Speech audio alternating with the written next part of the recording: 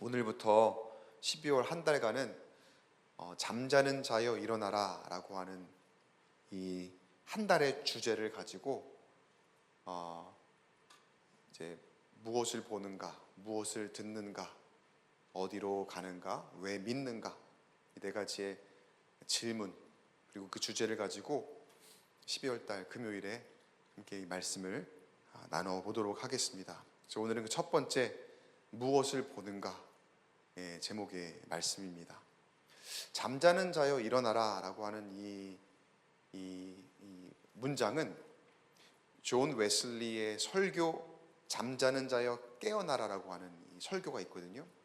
그 설교에서 제가 인용을 한 겁니다. 그래서 잠자는 자여 일어나라. 그 설교에 보면은, 설교에 의하면 우리가 영적으로 참 많이 잠을 자고 있습니다. 깨어 있는 것 같지만 사실은 우리가 깊은 잠 속에 있다라고 합니다. 왜 그럴까? 여러분, 우리의 영적 행위의 기본이자 상징이라고 할 수 있는 것을 우리가 예배라고 할 수 있거든요. 예배는 우리 영적인 행위에 있어서 가장 기본입니다. 그리고 하나님을 경배하는 거잖아요. 그러니까 영적인 어떤 하나의 상징이 되는 거예요, 우리 예배가. 그래서 예배는 정말 중요한 겁니다. 근데 우리가 예배하는 것 같지만 사실은 그 안에 있는 죄의 현실 가운데 우리가 갇혀서 나를 보지 못하더라는 거예요. 그리고 나 자신을 향한 거짓 평안에 항상 속아 살고 있어요. 우리가 죄악 가운데 늘 살고 있으면서도 나는 예배하니까, 나는 이 예배 자리에 앉아 있으니까, 그리고 형식적으로 나는 기도하는 사람이니까 라고 스스로를 위로하면서 나는 괜찮은 사람이야 라고 스스로 평가하고 있더라는 거죠. 히터가 굉장히 세요. 그래서 히터를 조금 앞부분을 조금 줄여주셨으면 좋겠고요. 성경을 보면 여러분, 얼마나 하나님의 진노와 심판의 이야기가 많습니까? 굉장히 많이 나오죠. 하나님의 진노, 하나님의 심판, 그리고 하나님께서 뭐 진노하신다, 그런 이야기들 많이 나오잖아요. 근데 우리가 성경을 많이 읽어요. 예배를 많이 드리면 설교 말씀을 많이 들어요. 근데 정작 그 모든 이야기가 나의 이야기라고 생각해 본 적은 얼마나 되십니까? 저도 많이 그랬어요. 이렇게 가끔 어렸을 때도 그렇고 선생님한테 우리가 이렇게 모아놓고서 혼을 날 때가 있죠. 이렇게 모아놓고서 선생님이 니들 이러면 안 돼, 이러면 안 돼 라는 그 혼을 낼 때가 있잖아요. 근데 어느 누가 선생님이 나를 보고 나를 지적해서 하는 얘기구나 라고 생각을 할 때가 있을까요? 보통 이거 제 얘기구나, 이거 누구누구 생각하고 얘기하시는 거구나 라고 생각을 하지, 사실은 모두 다 내 얘기거든요. 모두 다 나한테 하시는 그런 이야기거든요. 그런 지적이거든요. 그런데 정작 하나님의 심판, 하나님의 진노, 이 모든 것들이 다 남의 이야기라고만 생각하더라는 거죠. 그러면서 행위로 기도하고 행위로 예배하면 충분하다며 스스로를 달래는데, 존 웨슬리 목사님은 오히려 정작 그런 모습이 깊은 잠의 증거다라고 이야기를 합니다.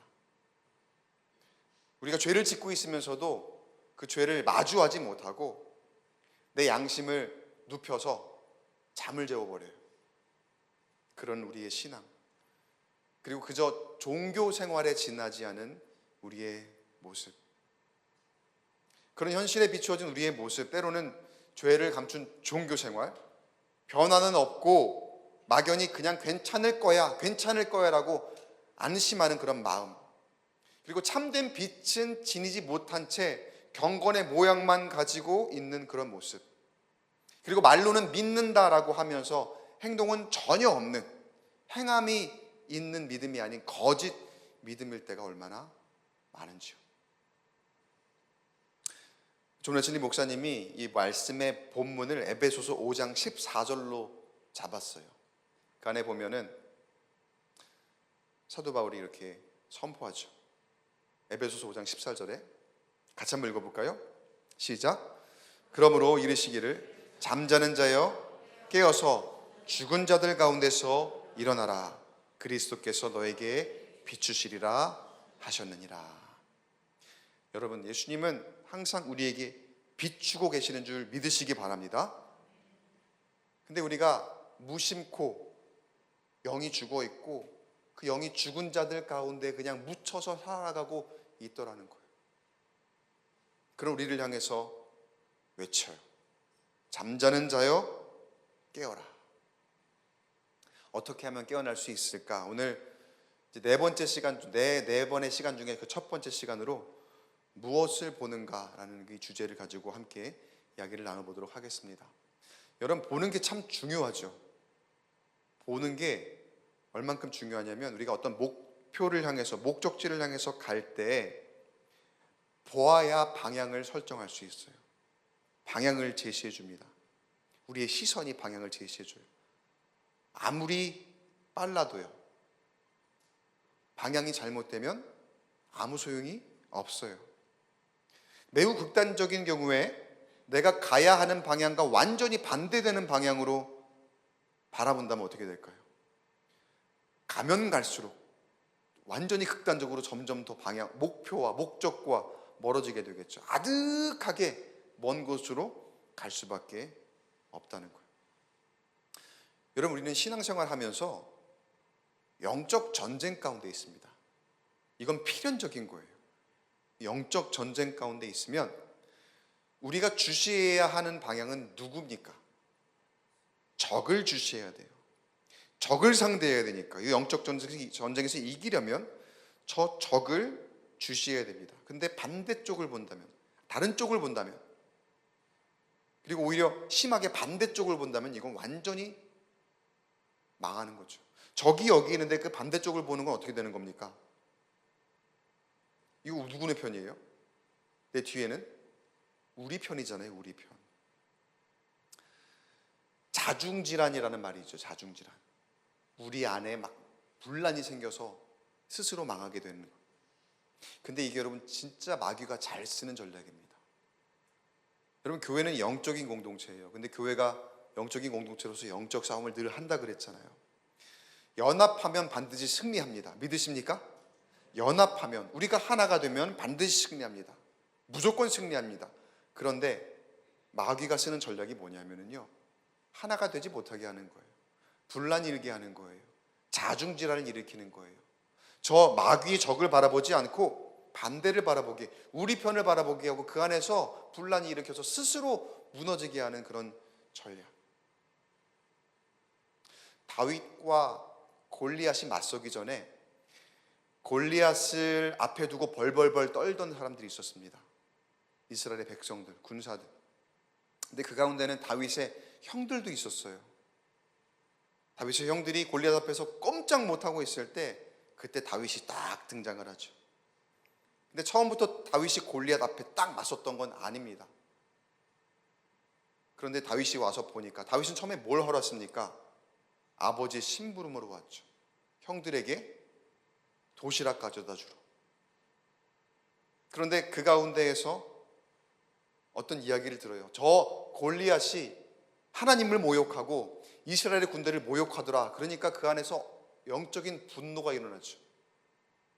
그래서 골리앗을 향해서든, 그리고 사람들에게 저 골리앗에 대적하는 그런 말을 몇 마디 하고, 그런 말을 섞는 가운데 그 말을 형들이 듣죠. 그때 형들이 뭐라고 합니까? 그 안에 막 화가 나, 자존심이 상해서, 이건 네가 신경 쓸 일이 아니야. 너 뭐하러 여기 왔어? 너 구경하러 왔지. 속된 말로, 심한 말로 당장 꺼져. 이게 성경에 이렇게 나오진 않았어요. 근데 아마 그렇게 얘기했을 거예요. 네가 지금 여기서 뭐 하는 거야? 네가 지금 신경 쓸 게 아니라 네가 낄 자리가 아니니까 너는 여기서 나가. 뭐예요? 내부의 다툼을 만드는 거예요. 형들의 자존심을 건드려서. 어디 저 막내 그동안 존재감도 없던 그런 막내가 여기 와갖고 전쟁에 대한 얘기를 하고 있어. 어디 네가 맞설 때라고 여기 와서 저러고 있어. 근데 그때 다윗이 어떻게 반응했습니까?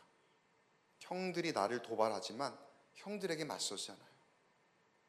내가 왜 이유가 없어서 왔겠습니까? 라고 한마디 거들고, 성경에 보면은 돌아서서라고 표현이 되어 있어요. 돌아서서 다시 내가 분노를 일으켜 싸울 적은 저 골리앗이다라고 돌아서서 골리앗만을 바라보고 그 시선의 방향이 적을 향했더라는 거예요.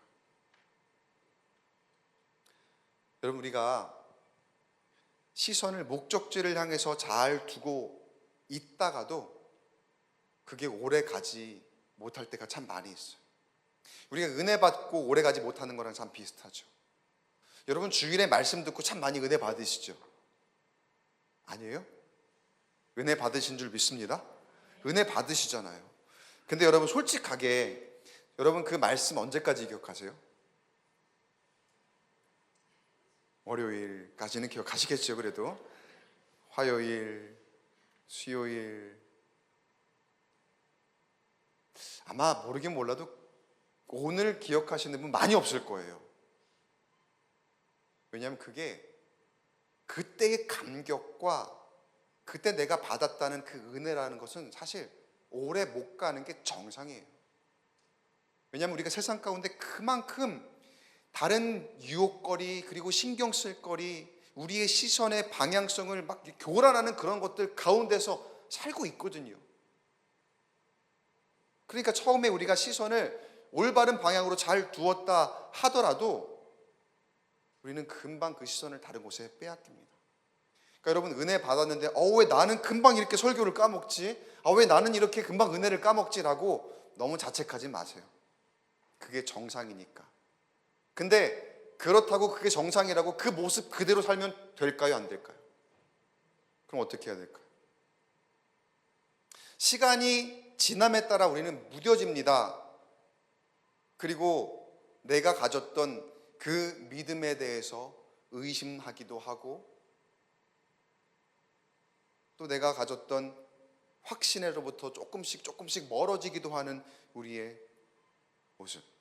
사실 우리의 목적지는 변함이 없거든요. 그 목적지는 항상 같아요. 근데 그 과정 가운데 우리가 어떻게 생각하는 거예요? 진짜 이 길이 맞기는 한 걸까? 왜 눈에 당장 이렇게 보이질 않지? 이 길이 아닌 것 같은데? 이런 생각이 계속 들게 하더라는 거예요. 그만큼 우리의 인생 가운데, 세상 가운데 유혹하고 유혹당할 것들이 많이 있더라. 누가복음 말씀 보면은요, 오늘 말씀에 세례 요한이 먼저 광야에서 회개하라, 천국이 가까이 왔다라고 외칩니다. 그리고 많은 사람들에게 세례를 베풀면서 메시아 예수님의 길을 예비하는 그런 장면이 있죠. 근데 그가 행하는 일들이, 그리고 말들이 워낙에 개혁적이어서 당시 유대인 지도자들과 로마 정치 지도자들에게는 좀 부담이 되는 그런 인물이었습니다. 세례 요한이라는 사람이 저 사람 딱 예의주시하고 있는 거예요. 무슨 말을 하나, 무슨 행동을 하나.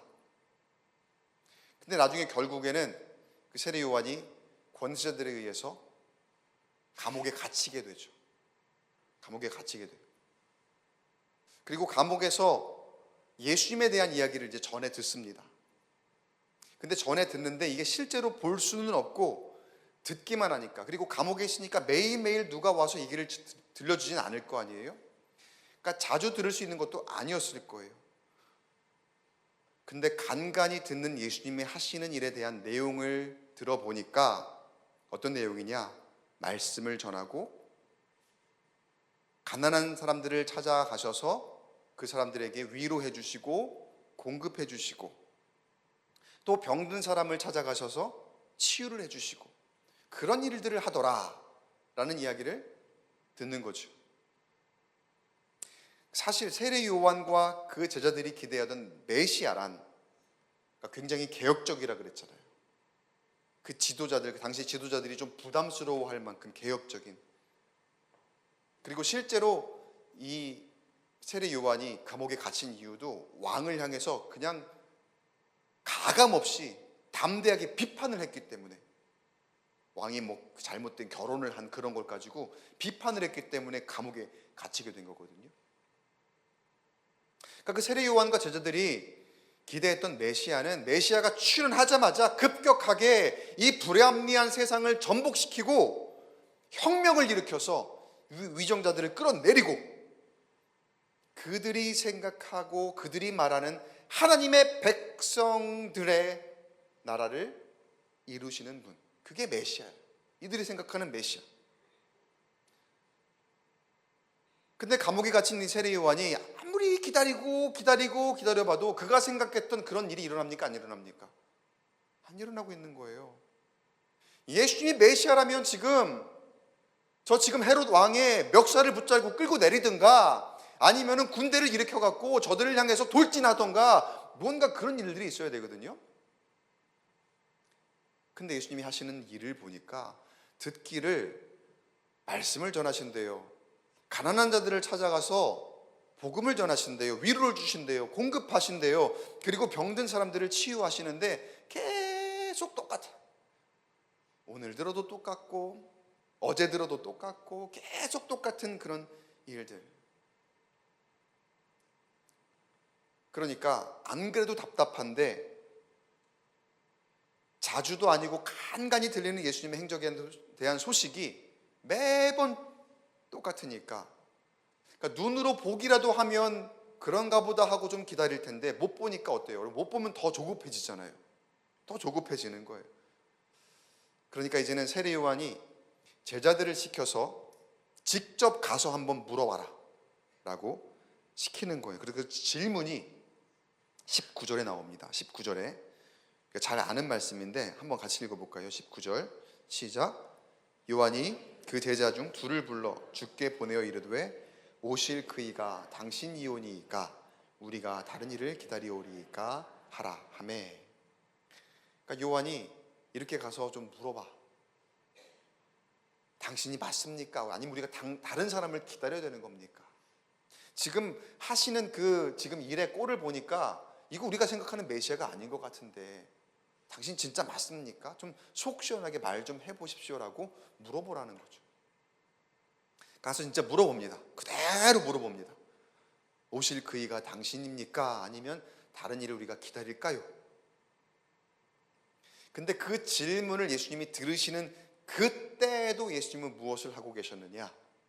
21절을 보면은요, 마침 그때에 예수께서 질병과 고통과 및 악귀 들린 자를 많이 고치시며 또 많은 맹인을 보게 하신지라. 여러분, 우리가 예수님을 잘 주목해 보셔야 돼요. 이 시점에서 예수님은요 흔들림이 없으세요.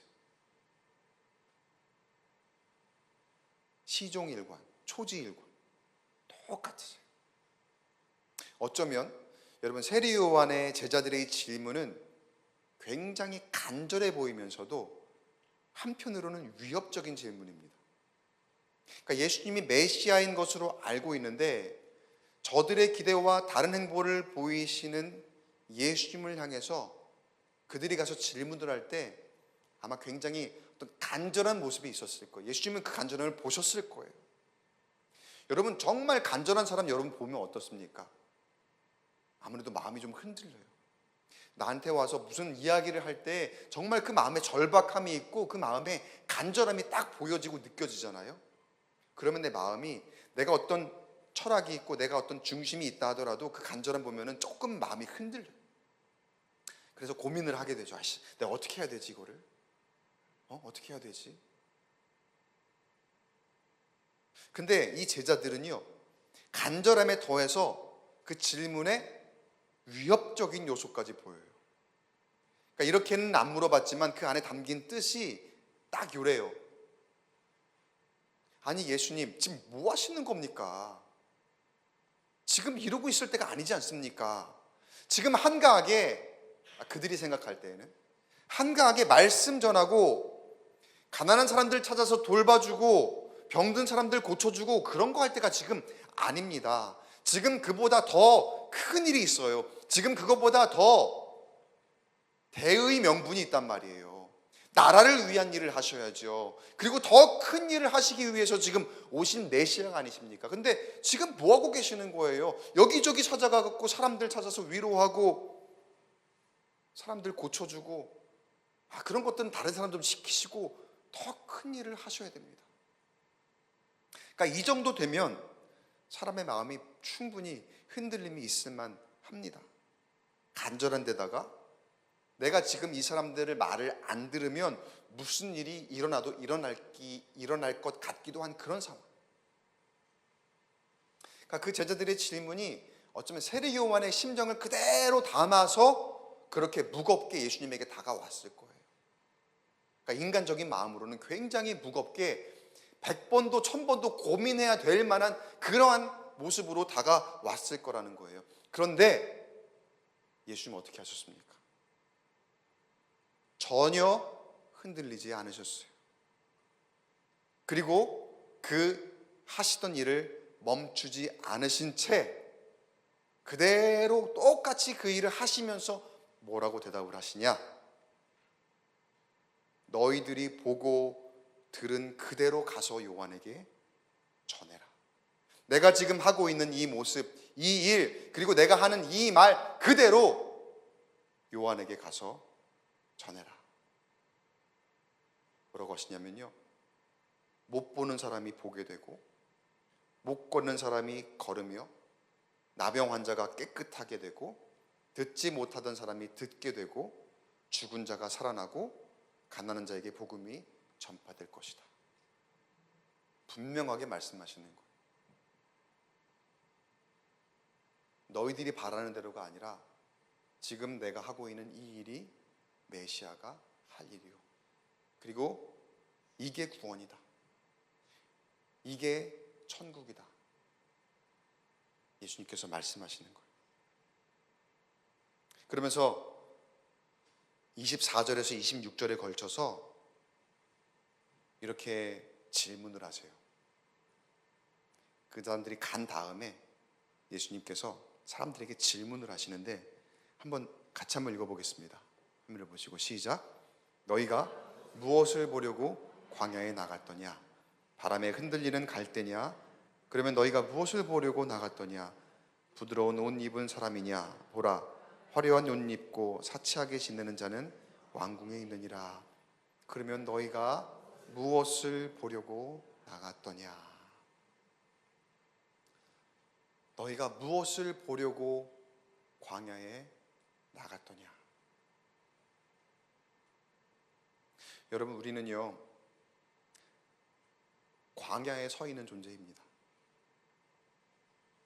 광야라고 하는 현실에서 내 힘만으로는 아무것도 할 수 없는 그런 존재라는 거예요. 근데 우리가 저지르는 큰 실수가 뭐냐면요, 우리가 광야에 서 있는 존재라는 그 사실 자체를 부정합니다. 그래서 자꾸 우리는 광야에 있는데 광야에서 찾을 수 없는 것을 찾으려고 하고 그것을 따라가려고 하더라는 거예요. 그 광야에서 무언가를 찾을 수 있다라고 생각을 해요. 광야에 없는 것을. 근데 가끔 보여요, 그런 것들이. 근데 그게 뭐예요? 우리가 붙잡고자 하는데 안 잡히는 거. 신기루. 여러분, 사막이나 광야에 가면은 신기루가 보이잖아요. 신기루. 근데 막상 가보면 있어요, 없어요? 없는 거거든요. 우리 눈을 속이는 것들이에요. 저 멀리 오아시스처럼 샘물이 가득히 보이는 것 같지만 결국 사라지는 것들.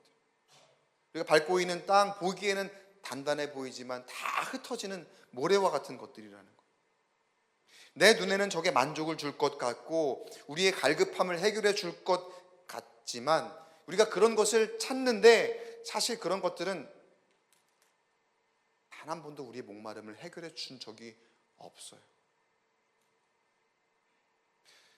여러분, 광야에서, 우리가 서 있는 광야에서 하나님께서 우리에게 주시는 진리는 이겁니다. 있고 없음이 그렇게 중요한 게 아니다. 없음을 두려워하지 말아라. 광야에 아무것도 없거든요. 근데 그 광야에 서 있으면서 우리는 계속 불평하는 거예요. 하나님, 나 이것도 없고요, 저것도 없고요, 나는 왜 이렇게 없어요? 그러면서 세상과 비교하며 자꾸 그 안에서 나는 불행해요. 나는 왜 이렇게 하나님 행복하게 만들어주지 않으시는 거예요? 그 없음을 두려워하면서 자꾸 하나님 앞에 불평 원망하는 거죠. 하나님 뭐라고 하시느냐? 그 없음을 두려워하지 말아라. 그리고 스스로의 힘을 믿는 교만을 내려놓아라. 그리고 보이는 것에 시선을 빼앗기지 말아라. 그리고 광야 한가운데 서 있는 우리에게 그 광야에서 주님이 우리와 함께 계시면서 이렇게 말씀하십니다. 다른 곳 말고 나를 바라봐라. 그리고 너의 시선을 나에게 고정하여라. 그럼 고정하는 겁니다. 고정하는 거. 이게 우리의 시선의 방향이 되어야 할 줄 믿습니다. 내가 너를 지켜줄 것이다. 여러분, 광야에서 제일 중요한 게 방향이에요. 방향 한번 잘못 잡으면 나락으로 가는 겁니다. 죽음으로 가는 겁니다. 그 예수님께서 반문하시는 그 말씀 우리가 꼭 기억해야 됩니다. 너희가 무엇을 보려고 광야에 나갔더냐? 세례요한이 처음에 광야에 있었어요. 광야에서 그 사역을 시작했어요. 그때 세례요한의 처음 시선이 어땠습니까? 그 광야에서 낙타털 옷을 입고 있었고 메뚜기와 석청을 먹고 광야에서 회개를 촉구하며 외쳤던 그의 시선 어땠을까요? 물론 그 시선이 성경에 나오진 않습니다. 분명 그 시선은 처음에 순수하고도 열정적인 그 메시아를 기다리는 그 믿음, 그것으로 충만한 하나님을 분명히 바라보고 있는 그런 시선이었을 거예요. 근데 나중에 그가 감옥에 있었을 때, 그 마음이 조급해지고 그 형편이 답답하게 되었을 때 결국은 그도 유혹을 당하죠. 그러나 예수님은 세례 요한을 실패한 사람으로 보지 않았습니다. 오늘 26절 7장 누가복음 7장 26절 하반절에 이렇게 예수님이 세례 요한을 평가해요. 내가 너에게 이르노니 선지자보다도 훌륭한 자니라. 그리고 28절에 이렇게 얘기해요. 내가 너에게 말하노니 여자가 낳은 자 중에 요한보다 큰 자가 없도다. 의심하는데 왜 예수님은 세례 요한을 이렇게 말씀하셨을까? 여러분, 우리도 예수님에게 아마 세례 요한과 같은 사람들일 거예요. 언제든 유혹당할 수 있어요. 그러나 우리의 마음을 잘 붙들고 세상의 가치가 아니라 예수님을 향해 우리의 시선을 딱 고정할 때 주님은 우리를 절대 실패한 사람들로 보지 않으실 줄 믿습니다. 세상은 여전히 흔들 겁니다. 그리고 우리는 여전히 광야 가운데 있습니다. 이건 우리가 인정해야 되는 사실이에요. 이거를 부정하면 안 되는 거예요. 그리고 그 광야에서는 여러 가지 눈에 잡히지 않는 신기루로 우리를 유혹하는 것들이 많아요. 그러니까 외로우니까 막 세상을 다른 걸 의지하려고 하고, 그리고 내가 목마르니까 갈급하니까 내가 무언가를 찾아보려고 하는 그런 모습. 하나님은 내 힘이 아닌 하나님의 힘으로 하나님만을 의지해서 그 광야길을 한 걸음 한 걸음 주님이 인도하시는 그 길을 따라서 걸어가기를 원하십니다.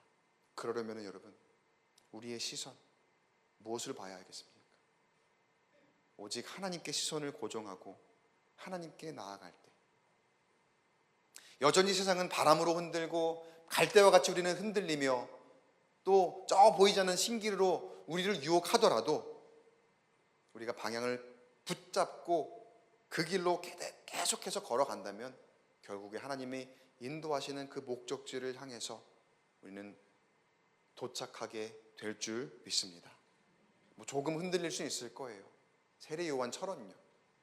그러나 조금 흔들릴지언정 그 방향엔 틀지 마시고 그 방향을 굳게 붙드시기 바랍니다.